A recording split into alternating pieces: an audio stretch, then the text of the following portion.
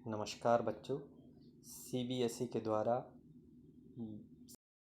सत्र 21 के लिए हिंदी के पाठ्यक्रम में व्यापक बदलाव किया गया है, जिसमें कक्षा 10वीं में निबंध लेखन को हटाकर उसमें संदेश लेखन और अनुच्छेद लेखन दो महत्वपूर्ण टॉपिक शामिल किए हैं।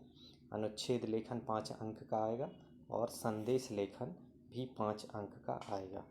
तो मैं आपको संदेश लेखन के बारे में महत्वपूर्ण जानकारी देने जा रहा हूँ। मैं अरुण मिश्रा, केंद्रीय विद्यालय क्रमांक 1 सागर से हिंदी के संदेश लेखन कक्षा में आपका हार्दिक अभिनंदन करता हूँ। संदेश लेखन क्या है, इसके बारे में जानते हैं।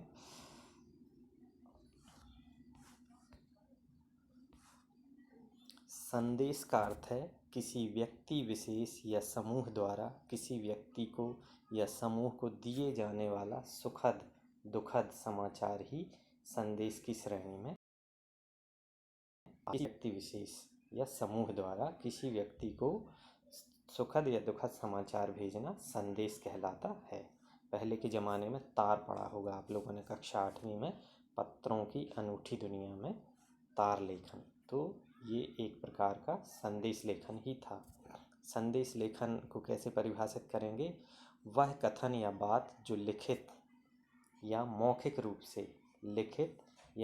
रूप से एक व्यक्ति के द्वारा किसी दूसरे व्यक्ति तक पहुंचाई गई हो, वो कहलाती है संदेश। और जब इसको लिखित रूप में शब्दबद्ध कर देते हैं तो कहलाती है संदेश लेखन। संदेश लेखन के प्रकार। संदेश लेखन कई अवसरों पर किया जाता है। विविध पर्व एवं त्योहारों पर भेजे जाने वाले संदेश, दिवाली, होली, ईद आदि पर। विभिन्न दिवसों पर भेजे जाने वाले संदेश, महिला दिवस, बाल दिवस, योग दिवस आदि। हमारे माता या पिता या कोई किसी भी संस्थान में कार्यरत जो भी व्यक्ति हैं, तो वे इन अवसरों पर अपनी संस्था की तरफ से दूसरी संस्था को ये पत्र भेजते हैं, संदेश भेजते हैं, शुभकामनाएं देते हैं। न्यूज़पेपर में भी आपने देखा होगा कि विधायक की तरफ से, जनपद सदस्य की तरफ से, जनपद अध्यक्ष की तरफ से, सरपंच की तरफ से शुभकामना संदेश प्रेषित किए जाते हैं इन अवसरों पर। तो ये कहलाते हैं संदेश। सामाजिक अवसरों पर भेजे जाने वाले संदेश, पास या फेल होने पर, जन्मदिन पर, किसी के दुखद निधन पर आदि। आजकल तो व्हाट्सएप में SMS शॉर्ट मैसेज चल रहे हैं, लेकिन संदेश को व्यापक प्रारूपबद्ध किया जाता है।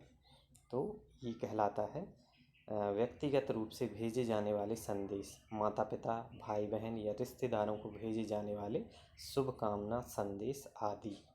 राष्ट्रीय संदेश, कोरोना जैसी महामारी, भूकंप और अन्य आपदाओं से संबंधित संदेश, ये राष्ट्रीय संदेश कहलाते हैं, जो कि हमारी सरकार समय समय पर प्रेषित करती है। हमारे माननीय प्रधानमंत्री ने मन की बात के माध्यम से कोरोना महामारी से निपटने का संदेश दिया था। चूँकि टॉपिक नया है बच्चों, इसलिए संदेश लेखन करते समय आपको निम्नलिखित बातें ध्यान में रखनी हैं।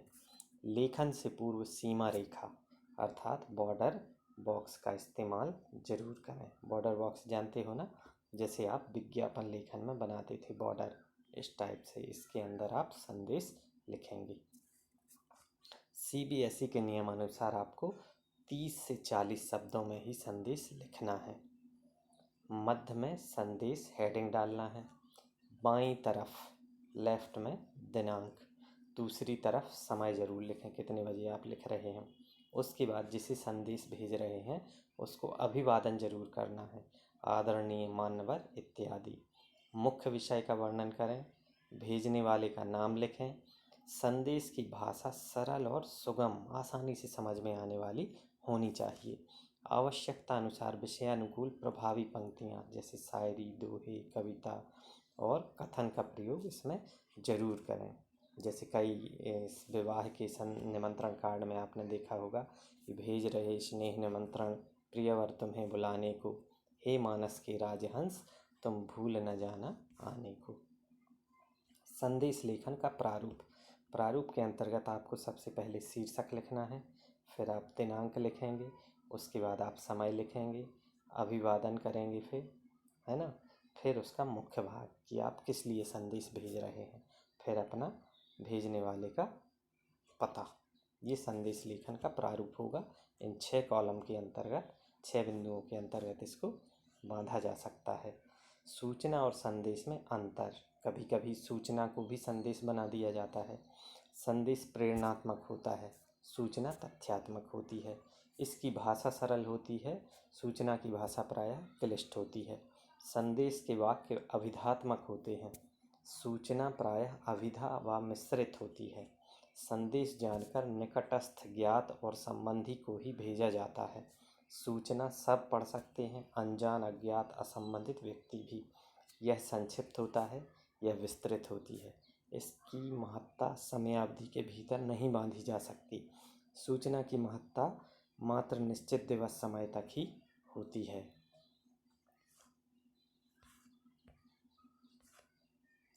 उदाहरण एक दिया गया है, एक संदेश है। बच्चा स्कूल गया है तो वो अपनी माँ के लिए जो वर्किंग है कुछ संदेश भेज गया है। तो आप इसमें देख रहे होंगे कि बीचों बीच संदेश लिखा है, इधर दिनांक डाली है, इधर समय दिया है, यहाँ संबोधन है। मम्मी जी आप घर पर नहीं थी, ऑफिस से वर्मा अंकल का फ़ोन आया था, वे मेल देखने को कह रहे थे, जल्दी देख लेना, वे कुछ जल्दी में थे। मैं विद्यालय पढ़ने जा रहा हूँ, 2 घंटे तक वापस आ जाऊँगा।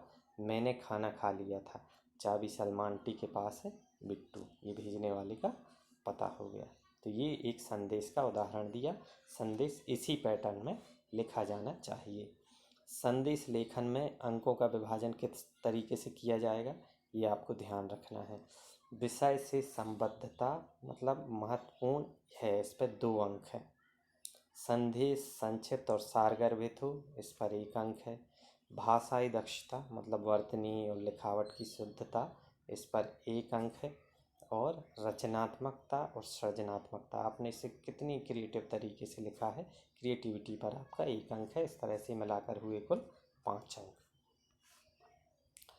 ये आपको कुछ अभ्यास के लिए संदेश में यहाँ पर दे रहा हूँ, तो अभी आपको अपनी कॉपी में कर लेना है। गणतंत्र दिवस के अवसर पर मित्र को संदेश लिखिए।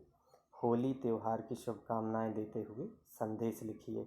शिक्षक दिवस पर अपने अध्यापक को शुभकामना संदेश लिखिए। महात्मा गांधी जी की पुण्यतिथि पर संदेश लिखिए। ये कुछ संदेश के अलग अलग टाइप हैं, शुभकामना और शोक संदेश। तो आपको दोनों को हल करना है। आशा है कि विद्यार्थियों आपको ये विषय आसानी से समझ में आया होगा। मैंने बहुत सरल और सहज और सारगर्भित भाषा में इसे समझाने का प्रयास किया। धन्यवाद। आप सभी का दिन शुभ हो।